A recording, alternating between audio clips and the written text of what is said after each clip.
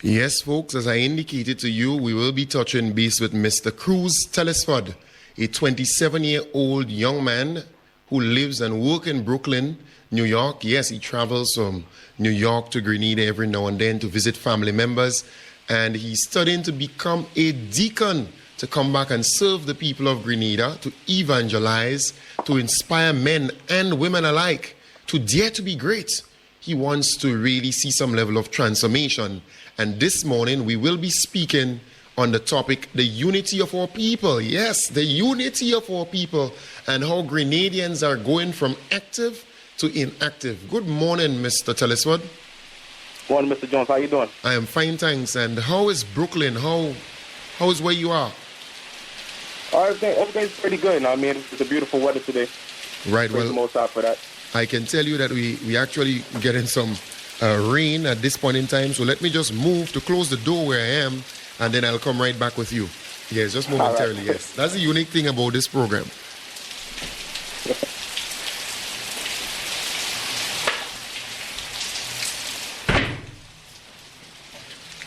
Yes, Mr. Telesford. You know, in Grenada, and particularly in this studio, it's so comfortable that the AC, you get natural AC, natural vibes here. Yes. So tell me about PIC, the unity of our people and how Grenadians are, you know, going from active to inactive. I am really fired up. I want to hear more about this particular topic. So dive into it so that the listeners can get an appreciation of it. Right. Well, first and foremost, I have to say all praises to the Most High first, in the name of Christ. That always comes first. And the reason why I picked this topic, unity in our people, is because it pretty much is lacking. It's really not there anymore. And the way how it is going from active to inactive is pretty much that we're losing our culture as Grenadians. And now, one thing I want to go broad. I'm gonna stick narrow first. Right. Like about the community relationship. Beautiful. We're gonna talk about the community relationship first. Now, in a community, there's a lot of stuff that's not happening. Like there's no trust in each other anymore. There's people knowing each other for years, and not even saying mourning or anything like that. Nobody's coming together to even to build a community. Like one person will have a can, the other person will have a can opener, and they'll look at each other like, "Nah, I'm not even messing with you because I don't even like you," and they'll pretty much starve themselves out. And the other thing, there's no youth and elder relationship anymore. Everybody is separate now, and that brings me to the next topic of agriculture. The next point of agriculture, there's less planting going on. There's nobody going to the bushes anymore and planting anything, and marijuana planting don't count. So, yes. I mean, there's no fruits and vegetables planting anymore. I mean, there's less planting. There's we call it. People going to processed food and unnatural drinks like packaged drinks and stuff. Last time I went to Grenada, a couple of weeks ago, I just came back from Grenada.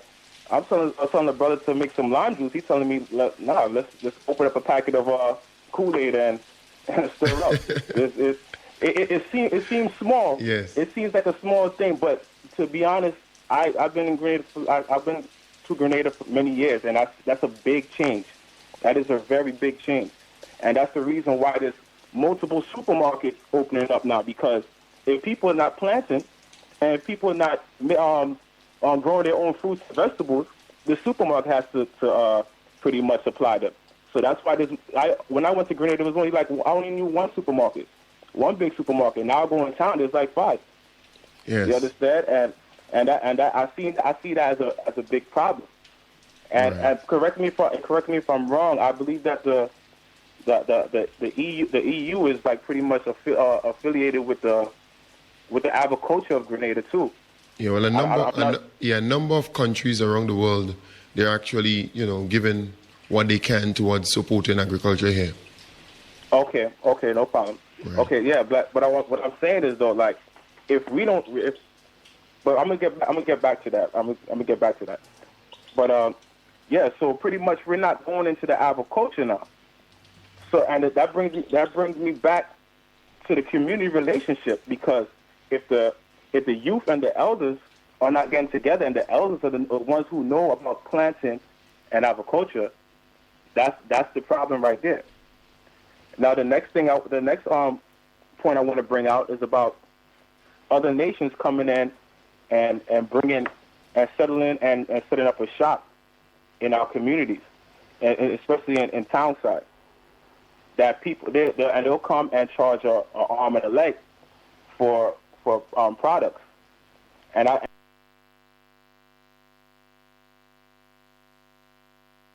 To the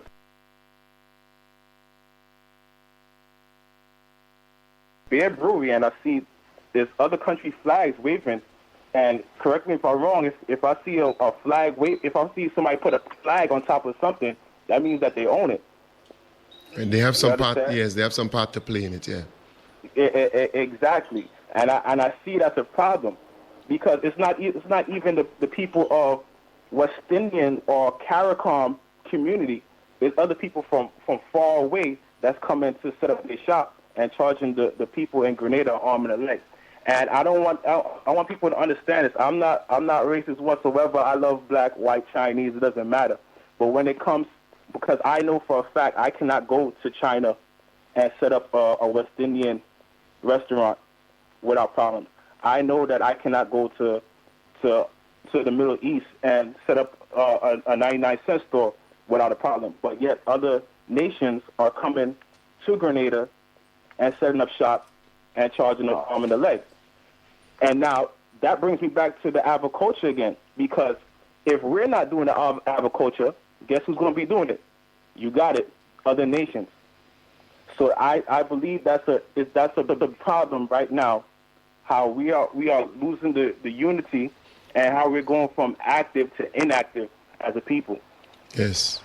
Because Cruz, there are some countries in the world, particularly in Africa, where you would have a lot of Chinese in particular, no hard feelings against the Chinese and so on. But they tend to do more of the agriculture. They would come out, or they would go to the market very early. Their products will be cheaper, and they would sell their products quickly.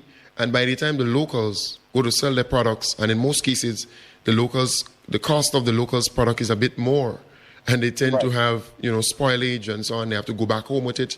They're not able to sell it. So I think it's a very valid point you're making, that we as Grenadians need to understand the importance of community and young people mixing with the elders, and understand the benefits of agriculture and going back to planting and producing and being self-sufficient. And that's the direction that we have to go eventually, so as to provide for our family and our community, and ultimately export, because that's a problem that we have, manufacturing and agro-processing. Absolutely. And another thing is that Grenada is big on the Glasgow, the rum, but yet that's the thing, and that's a problem right there. They want to produce rum, but yet there's less sugarcane going on, because nobody wants to mind the sugarcane plantations. You understand? Yes, they don't mind the sugarcane industry. Right. You understand? And they go into other countries and get in sugarcane. Why? I don't understand, because Grenada used to have so many sugarcane. Yes, plenty sugarcane plantations. I agree. I fully agree. But you're advocating that we as Grenadians need to unite so as to address these ills and issues within the community and within the country, so as to become self-sufficient. Yes. Correct. And the thing is, the key thing is foundation. Like I like to always bring out scriptures, because I'm a God-fearing person, and I always like to bring out scriptures. In Matthew 12:25, Christ says, "Every kingdom divided against itself is brought to desolation, and every city or house divided against itself should not stand." So if a person is not united in the communities. They're not united as Grenadians, as what the anthem says, as one people, one family. Now, I mean, it's not pretty much not going to go anywhere.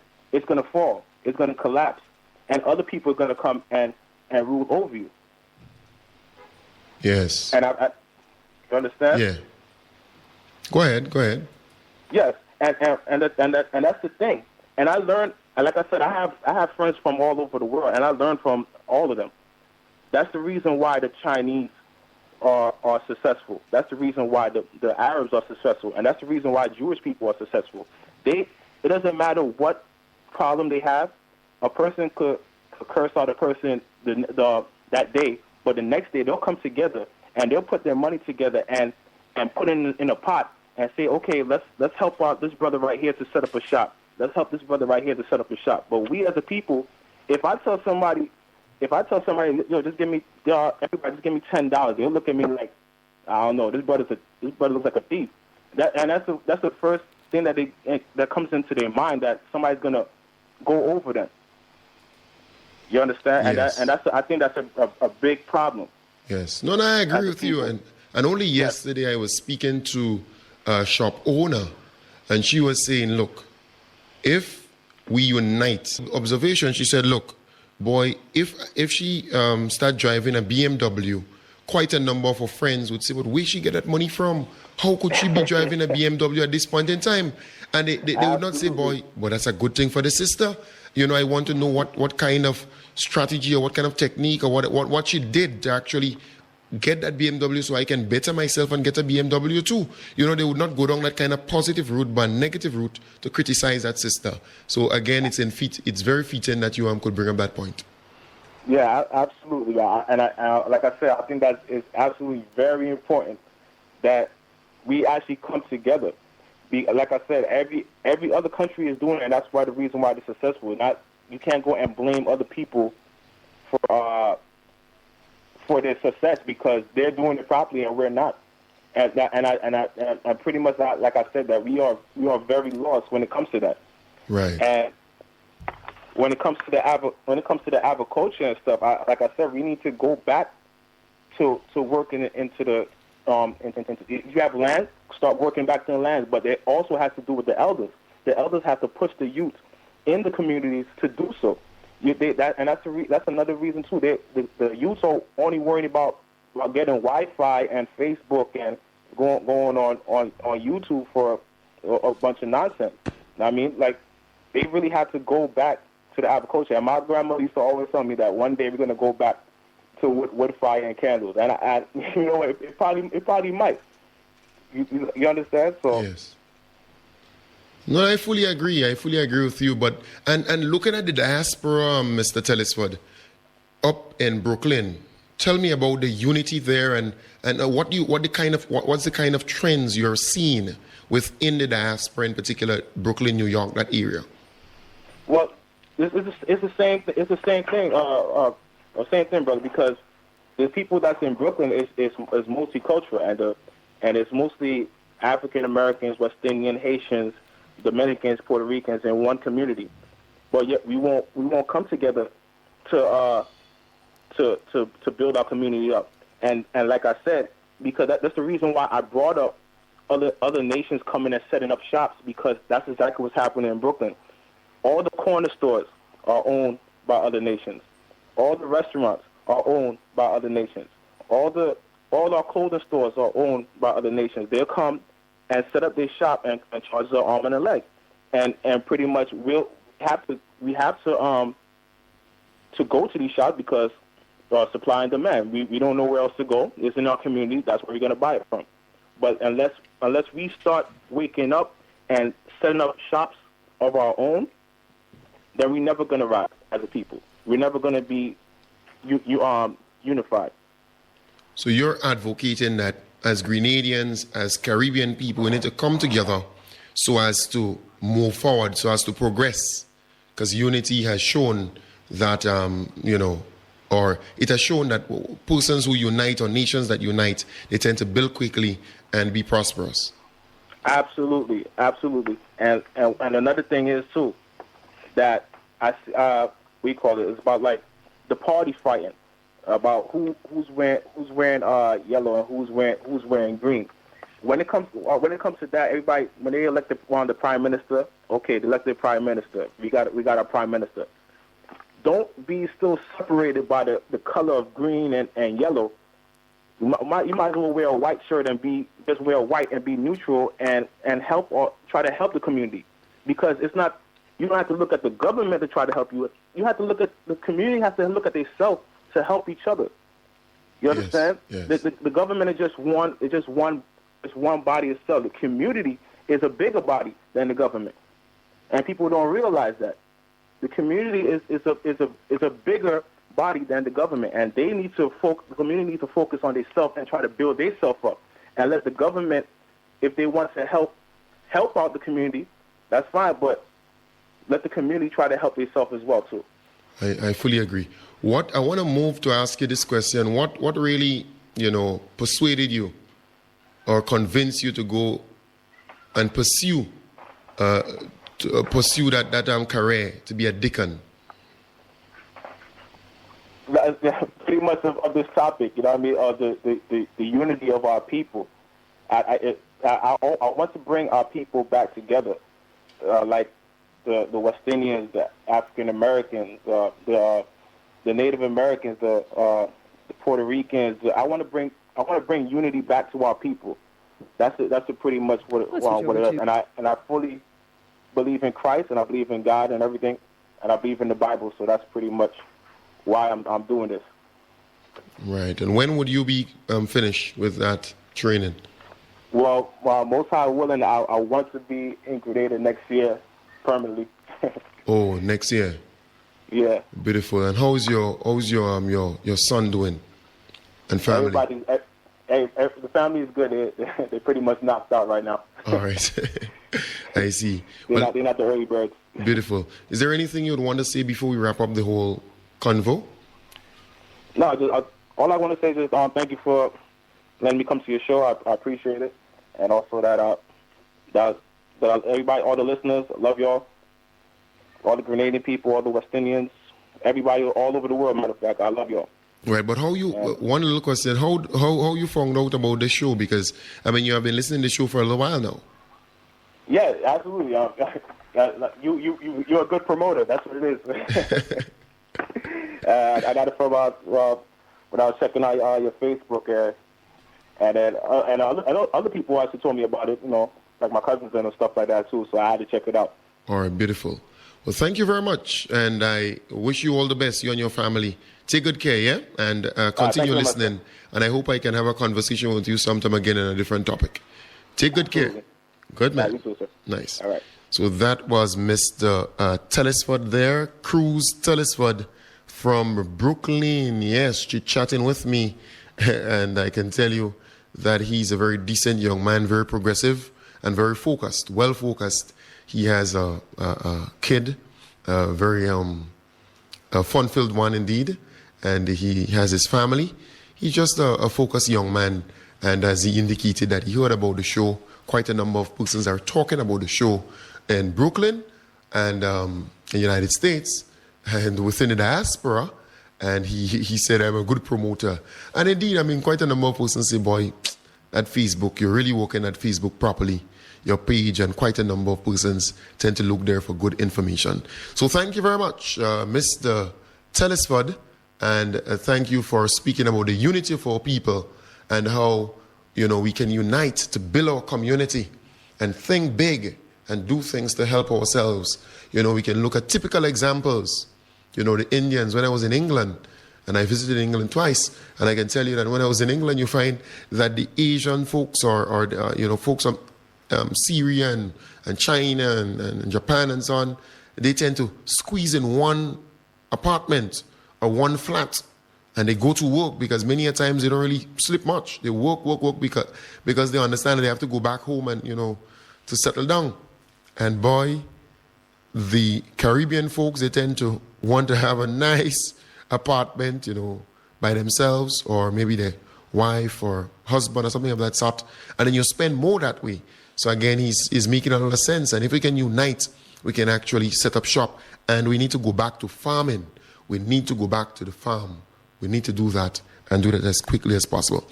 So the lines will be open momentarily for persons to call and give feedbacks and chit-chat. Boy, oh boy, I'm still laughing at these ambulances.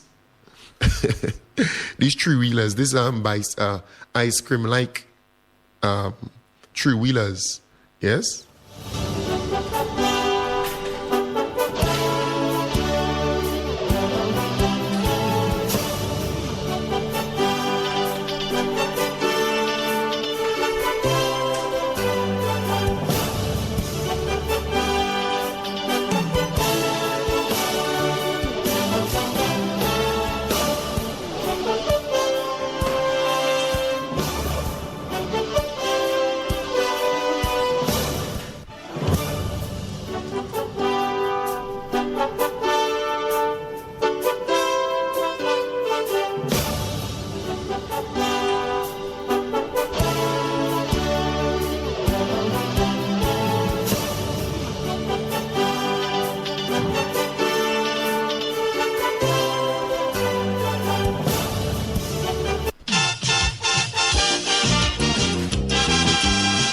So, folks, the number to call is 435-3563. Let's have a conversation on what we have heard from Mr. Telesford there out in Brooklyn, New York, and anything else that you've heard on the program thus far.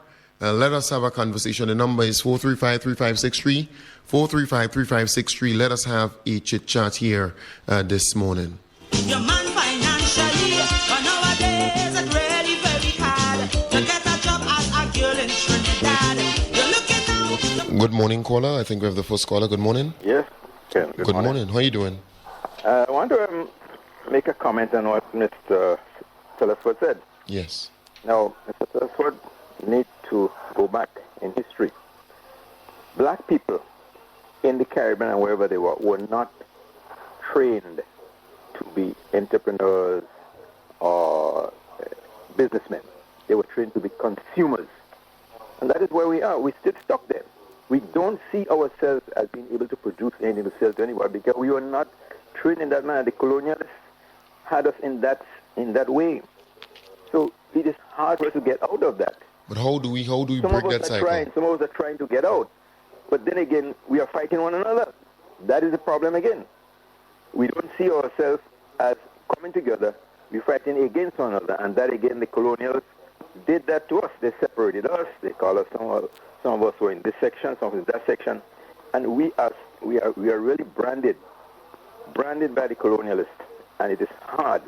But hopefully, there is yet hope that one day we may get out of it and try to be producers and not consumers. But also now, that is how we were in that light we were put as consumers, not as producers. Thank you very much. Thank you. Thank you very much, caller, for your contribution there. Again, the number is 435-3563. 435-3563. And remember, you call once and you make your point, and then you allow others to call and contribute.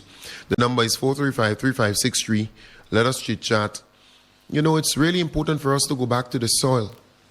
We have to, yeah? Thank you very much. Thank you very much, caller. Again, the number is 435-3563. We had a short interview with Mr. Cruz Telesford from Brooklyn, New York, a young man, 27. He's pursuing his career. He wants to become a deacon, so he's currently in training. Besides that, he is very much advising us as Grenadians to unite as a people, and also the Caribbean folks unite. Let us unite, come together, and we would move forward. We would progress faster. We would become more prosperous. Let us go back to the soil and plant. Let us work with the elders to get some, their experience and so on, and so that they can groom us and mold us properly, so that we can actually go there and produce and become self-sufficient eventually, and also focus on agro-processing and manufacturing. We need to focus on that. And manners, being mannered, well-mannered, and respecting the elders, respecting folks within the community, and how we can unite as a people to move forward, because we need to unite. So it was a very short interview, but very substantive. And I hope we can have, a very substantive conversation coming out of it. Again, the number is 435-3563. Let us have a conversation. And you can actually speak on whatever you've heard here for the for the entire morning. Whatever you have heard there that interests you and you want to talk about it, you want to raise an issue, you can do so at this point in time.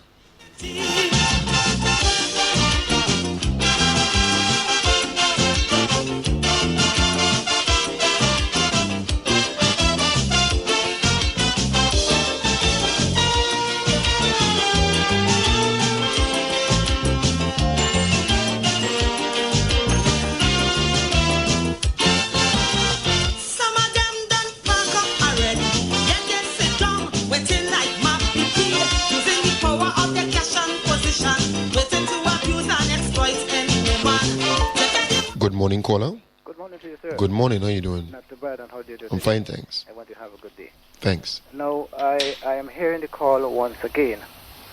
Unite to go forward. I'm hearing that the Chinese, the Indians, the Syrians are coming together for one common purpose to develop themselves economically. But I'm also hearing that back are pulling each other down so we can't go forward. The question is, how do we go forward?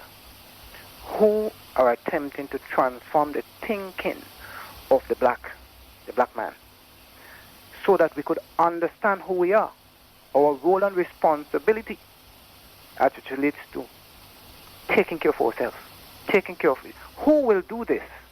I am not hearing anybody giving a solution or making a suggestion.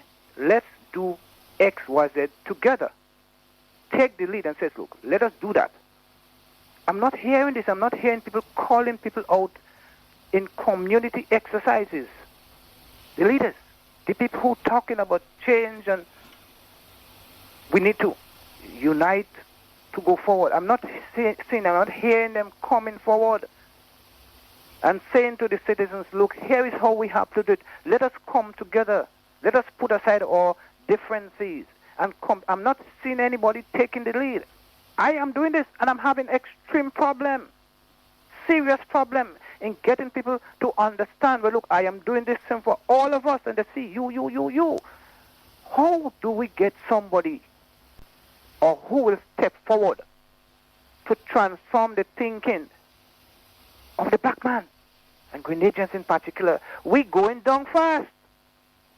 We're losing economic grounds. We need to understand that. And those at the top have to understand and realize that they have a responsibility to play in that. The small man cannot take himself from down there. Somebody who have the wit have to take the lead. But I'm not seeing that. I'm not hearing that. We continue to fight and pull ourselves apart. The end result is we're all going to suffer. Thank you very much. Have a good day, sir.